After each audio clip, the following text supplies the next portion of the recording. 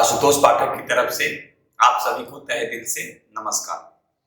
चलिए, आज जो हम टॉपिक आपके सामने जो रखने जा रहे हैं और बोले थे कि वीक में एक दिन जो होगा वो अलग अलग मिक्स करके आपके सामने कि कैसे उसको कनेक्ट करना है। तो सबसे पहले देखेंगे हम जो बात करने जा रहे हैं आंग्ल मैसूर युद्ध। अब आंग्ल मैसूर युद्ध में हम लोग को दो तीन चीज देखना है। अब ये देखिए कैसे कि अगर आपसे पूछा जाएगा कि प्रथम आंग्ल मैसूर युद्ध, याद रखिएगा, अगर प्रथम आंग्ल मैसूर युद्ध की चर्चा करेगा कि प्रथम आंग्ल मैसूर युद्ध, प्रथम आंग्ल मैसूर युद्ध, तो प्रथम आंग्ल मैसूर युद्ध 1767 से लेकर 69 तक। अब यहां पे एक चीज और आपसे पूछा जाएगा कि कौन सी संधि से ये समाप्त हुआ। तो ये मद्रास की संधि हुई थी और सबको मालूम है अंग्रेज और टीपू सुल्तान, सॉरी अंग्रेज और हैदर अली, ठीक है, अंग्रेजों के बीच हुआ और हैदर अली, ठीक है, अंग्रेज जो थे अंग्रेजों के बीच और हैदर अली।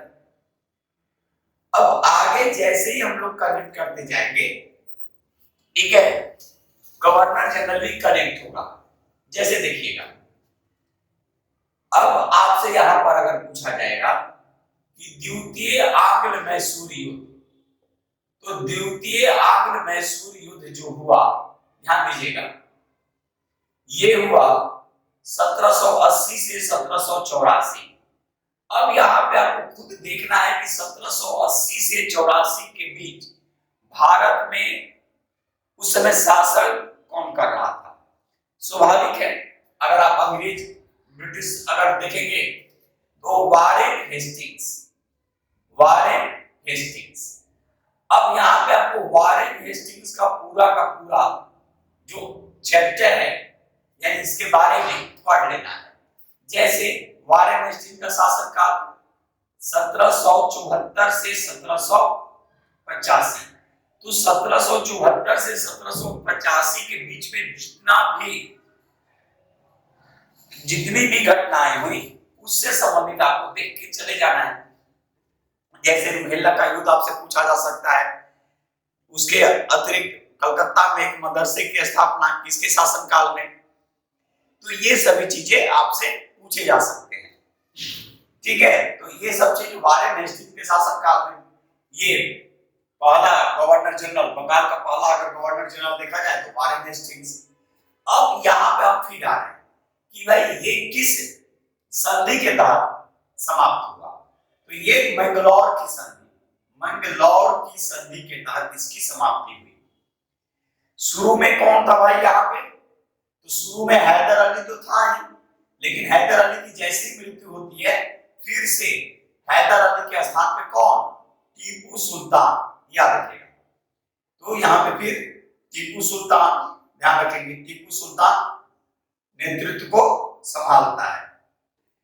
तो इस तरह से कनेक्ट करना होता है, ये नहीं कि बस केवल पढ़ लिए और वारेन हेस्टिंग्स नहीं। वारेन हेस्टिंग्स में हमने जो बोला, तो वारेन हेस्टिंग्स पे दो तीन क्वेश्चन आपको ध्यान रखना है। एक रुहेला का युद्ध 1774, उसके बाद आपको ध्यान रखना है कि वारेन हेस्टिंग्स के शासनकाल में ही, ठीक है, वारेन हेस्टिंग्स के शासनकाल में 1782 में भी एक संधि हुई थी जिसको सालाबाई की संधि कहा गया, ठीक है। मैंगलोर की संधि हुई क्योंकि कर्नाटक युद्ध भी होता है इसके शासनकाल में। इसके अतिरिक्त 1781 में इसके शासनकाल में कलकत्ता में एक मदरसे की स्थापना की जाती है। तो देखिए, हमारा जो टॉपिक लाने का जो उद्देश्य होता है कि कुछ एक ऐसा टॉपिक लाया जाए जो मिक्स हो, यानी अलग अलग टॉपिक को अलग अलग तरीकों से उसको कनेक्ट कर दिया जाए, ताकि आप भी उसको कनेक्ट करके पढ़ लीजिए और कनेक्ट करके पढ़िए और देखिए काफी इजी हो जाता है याद करना। उसके बाद देखेंगे तृतीय आंग्ल मैसूर युद्ध, तृतीय आंग्ल मैसूर युद्ध की जब चर्चा हम लोग करेंगे तो क्या हो गया, 1790 से 1792। अब इस समय कौन था, तो इस समय लॉर्ड कॉर्नवालिस, याद रखिएगा। तो लॉर्ड कॉर्नवालिस के बारे में आप क्या जानते हैं? आप उसको याद कर लीजिए। जैसे नागरिक सेवा का जनक कहा गया, अस्थायी बंदोबस्त के लिए जाना गया, और कॉर्नवालिस कोड जो लाया गया था वो इसी के शासनकाल में लाया गया। अब ये किस संधि के तहत समाप्त हुआ? तो श्रीरंगपट्टनम की संधि। संधि कौन सी हुई? श्रीरंगपट्टनम की संधि। तो ये किसके बीच? तो कॉर्नवालिस उस समय था और टीपू सुल्तान, याद रखिएगा।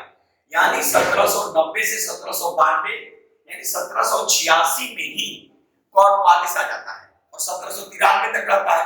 तो फिर कॉर्नवालिस का 1786 से लेकर 1793 तक का जो भी पीरियड के दरमियान जो भी घटनाएं हुई उसको आप याद कर लीजिए। तो इस तरह से एक आसान हो जाता है याद करने का तरीका। तो तृतीय आंग्ल मैसूर युद्ध 1790 से 1792 लॉर्ड कॉर्नवालिस और श्रीरंगपट्टनम की संधि के तहत समाप्ति होती है। इसके बाद जो है चतुर्थ आंग्ल मैसूर, ध्यान रखिएगा। तो चतुर्थ आंग्ल मैसूर के बारे में कहा जाता है, ध्यान रखिएगा, चतुर्थ आंग्ल मैसूर युद्ध के बारे में कि ये जो लड़ा गया ये 1799 और इस समय कौन था? तो लॉर्ड वेलेस्ली, याद रखिएगा, लॉर्ड वेलेस्ली। अब लॉर्ड वेलेस्ली का शासन तो 1798 से लेकर 1805। तो लॉर्ड वेलेस्ली को आप याद रखेंगे ऐसे, और इसके शासनकाल में सबको मालूम है सहायक संधि। ऐसे सहायक संधि का जन्मदाता डुप्ले था, लेकिन अगर भारतीय गवर्नर के रूप में देखा जाए, यानी बंगाल को उस समय जो गवर्नर देखा जाए, गवर्नर जनरल के रूप में देखा जाए, तो लॉर्ड वेलेस्ली ही था। ठीक है, तो लॉर्ड वेलेस्ली जो किया उसके बारे में, फिर फोर्ट विलियम कलकत्ता में फोर्ट विलियम कॉलेज की स्थापना। लेकिन अगर आपसे पूछा जाएगा कि चतुर्थ आंग्ल मैसूर युद्ध किसके शासनकाल में, तो लॉर्ड वेलेस्ली, और इसी युद्ध में याद रखेगा टीपू सुल्तान मारा जाता है, याद रखेगा। यानी टीपू सुल्तान की जो मृत्यु जो अगर पूछेगा तो वो चतुर्थ आंग्ल मैसूर युद्ध में ही है, याद रखेंगे। तो अभी और भी बहुत सारा है, जैसे आप 1802 देख लीजिए। जैसे यहाँ पे बताया कि यहाँ पे क्या इंपॉर्टेंट है, 1782 कैसे इंपॉर्टेंट है, तो यहाँ पर सालाबाई की संधि, ठीक है। उसी तरह इसमें भी एक संधि इंपॉर्टेंट है, याद रखिएगा, 1802 बसीर की संधि। तो इस तरह से जब कनेक्ट करके जब हम लोग पढ़ते हैं तो बहुत सारे क्वेश्चन सॉल्व हो जाते हैं। लेकिन हम लोग करते क्या है, एक पढ़े दूसरे को फिर इग्नोर करते चले गए। तो इसीलिए हम सोचे कि नहीं, इस आंग्ल मैसूर युद्ध को, ठीक है, एक ऐसी तरह से इस तरह से रखा जाए कि सारा का सारा कनेक्ट हो जाए।